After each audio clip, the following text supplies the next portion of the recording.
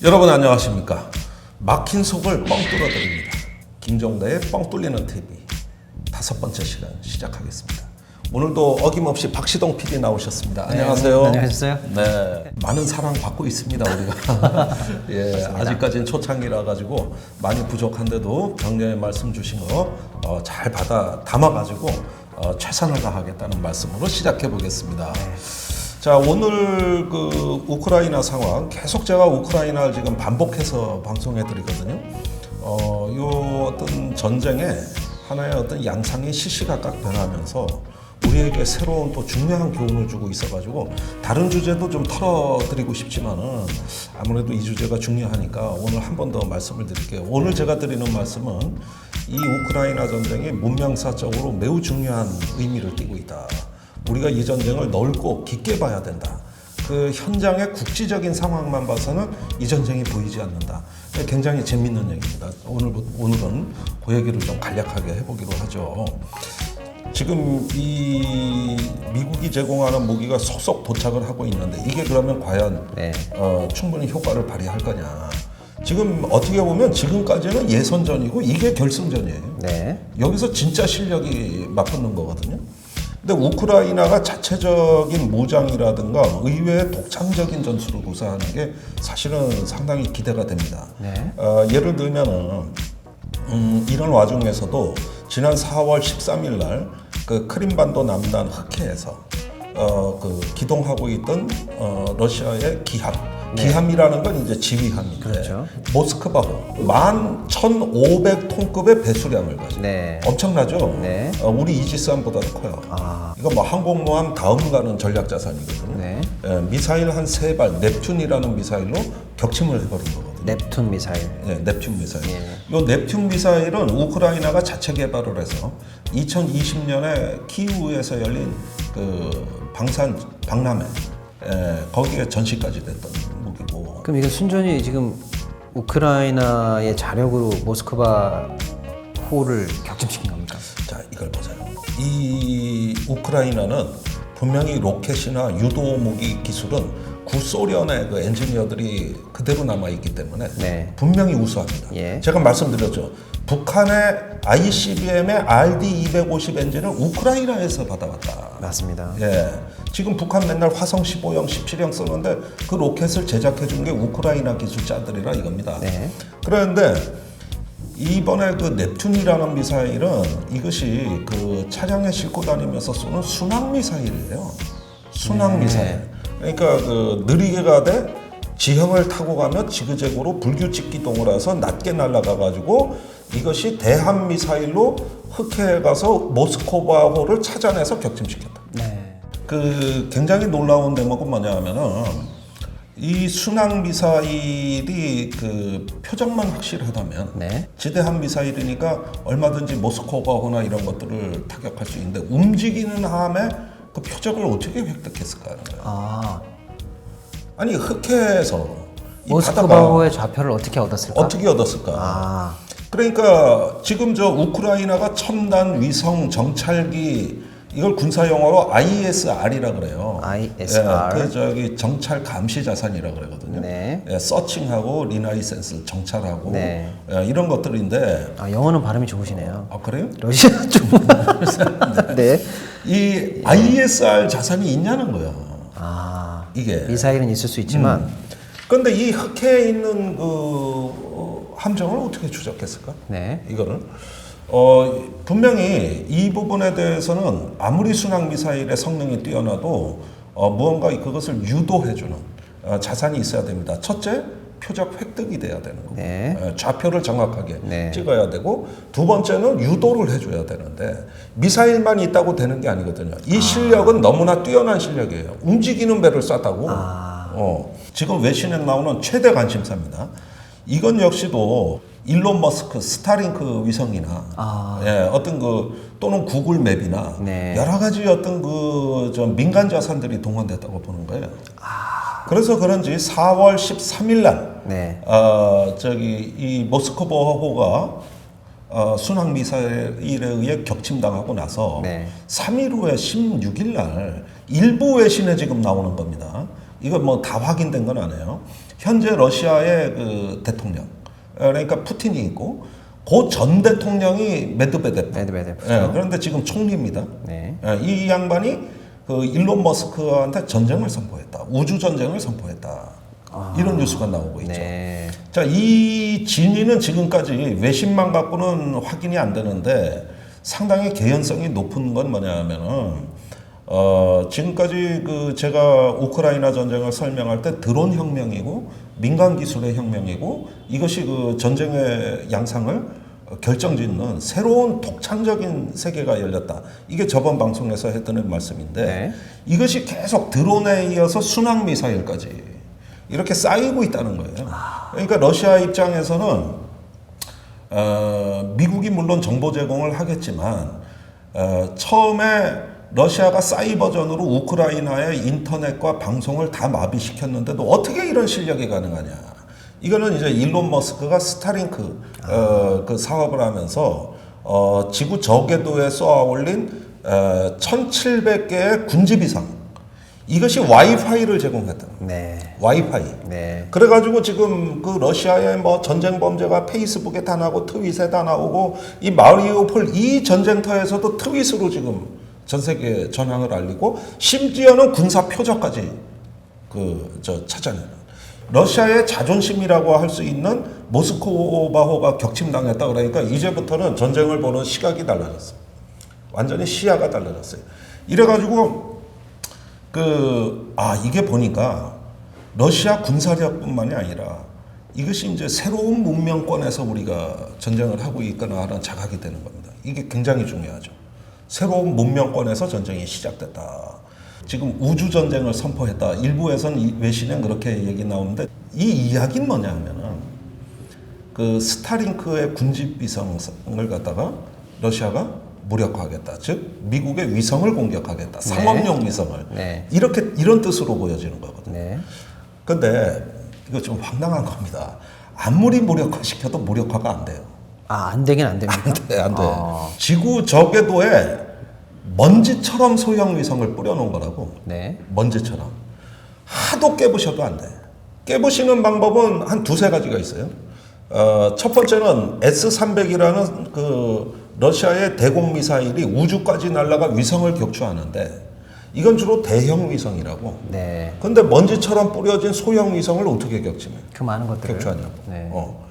자, 이렇게 운동 에너지 탄으로 미사일을 쏴서 격추하는 방식이 있는데 이렇게 되면 우주 쓰레기가 엄청나게 발생하겠죠.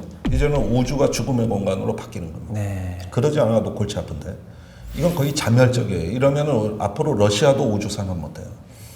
그러면은 조금 소프트한 방식이 뭐가 있느냐? 레이저로 쏴가지고 무력화하는 방식이 있는데 이건 아직 개발이 안 됐습니다. 네.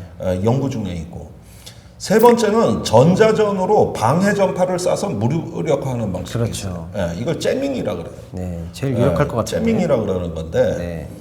근데 문제가 왜 무력화가 안 되냐? 이렇게 해서 뭐 강한 전자파 펄스로 어떤 한 궤도의 인공위성을 무력화해 봤자 아무리 파괴해도 네. 복구하는 속도가 더 빨라. 복구하는 속도가.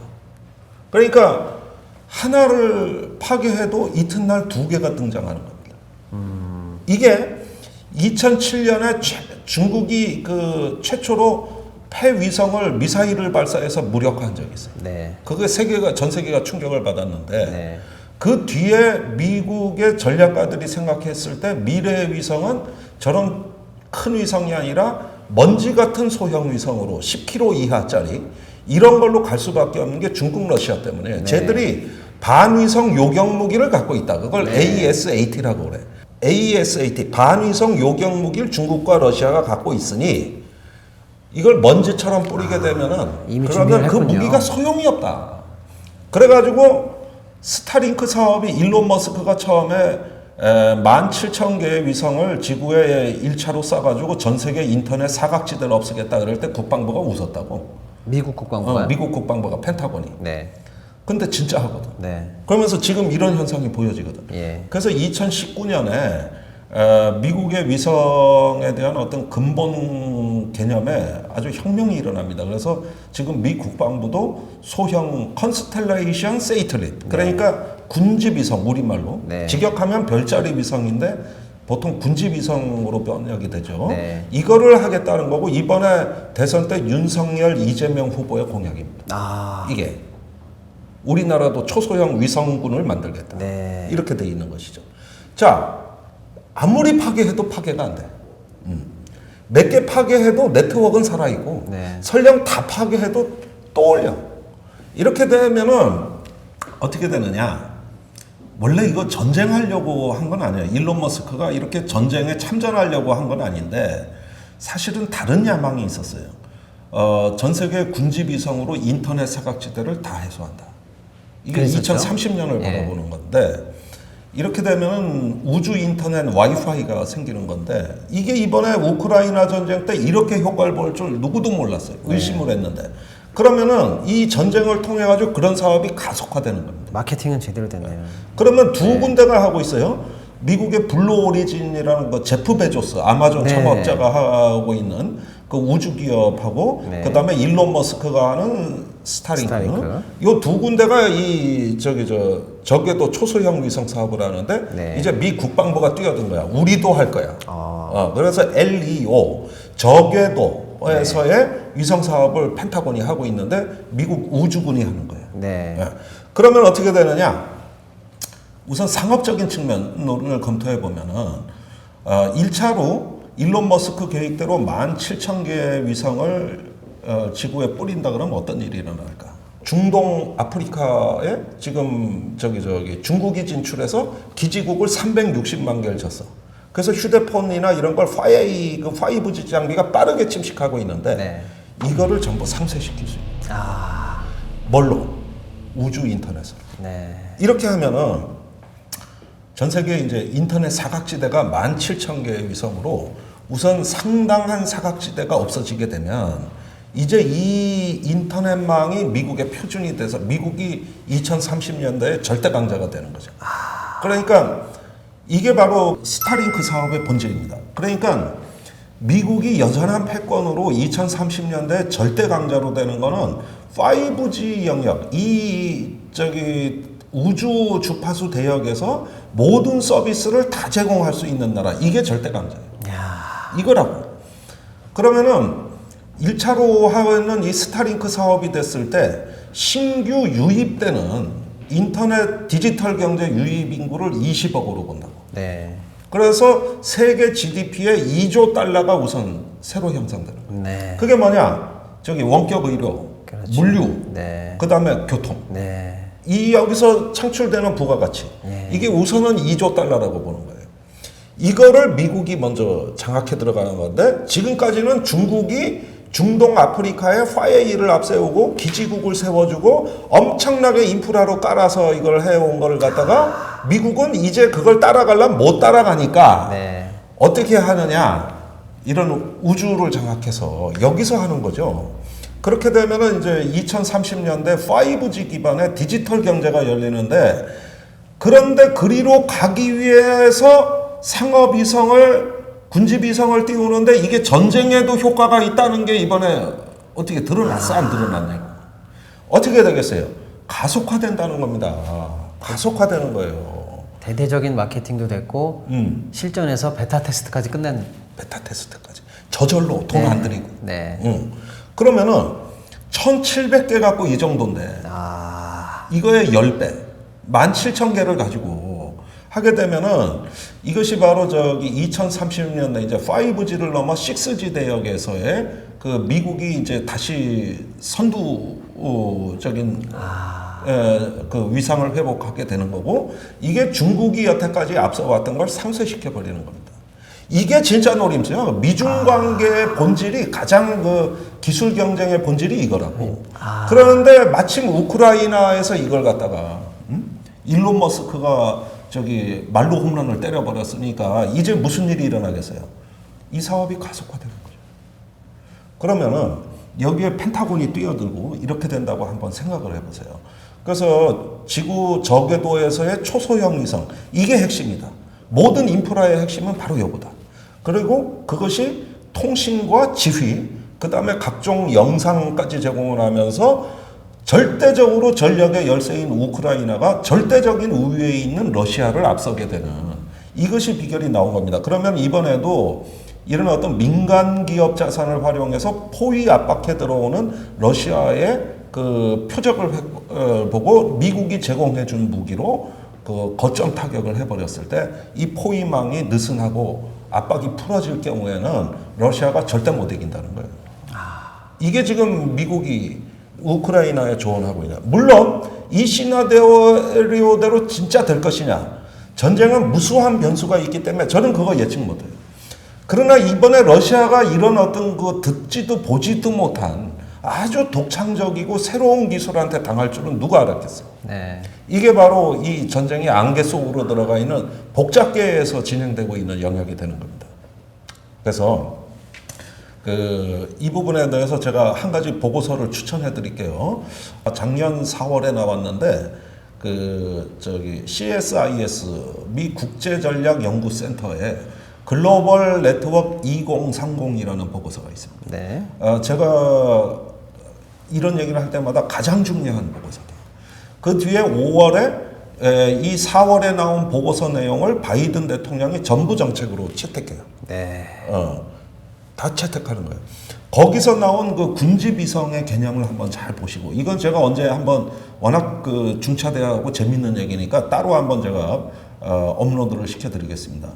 근데 거기에서 나오는 새로운 기술들, 예를 들어 군지 비성이라든가 6G 대역에서의 앞으로 여러 가지 통신 서비스의 개념은 사실은 삼성전자가 그 재작년에 7월에 나온 삼성전자의 6G 비전이라는 백서 영문으로 되어 있습니다. 이 화이트 페이퍼가 나왔고 그 개념이 작년 4월에 미 CSIS에서 거의 그대로 차용을 하고 5월에 미국 정책이 되고 그 다음에 한미 정상회담을 해서 5G, 6G 협력이 합의된 거예요. 양 정상에서. 네. 굉장히 복잡하고 어려워 보이지만 간단한 거예요.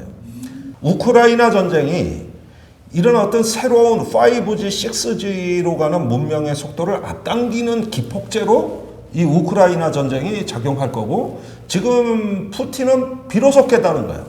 이게 바로 우리가 여태까지 눈 뜨지 못하고 미국의 그것도 군대도 아니고 일개 기업한테 우리가 당한 게 바로 이거다.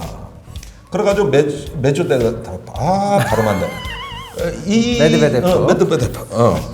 얘가 이제 우주 전쟁으로 그 위성을 갖다가 이제는 제압하겠다 이래 됐는데 제압이 안 됩니다, 여러분. 새로운 어떤 그 민간 기술이 참전을 해서 국가가 아닌 기업이 전쟁을 지도할 수도 있다는 새로운 가능성이 나왔다는 것은 전쟁의 역사에서 가장 큰 문명사적 충격이라는 거. 그리고 그것이 앞으로 점점 더 부각이 될 거라는 거. 이 점을 말씀드리면서 오늘 제 말씀을 다 여기서 마치고자. 김종대 뻥 뚫리는 TV.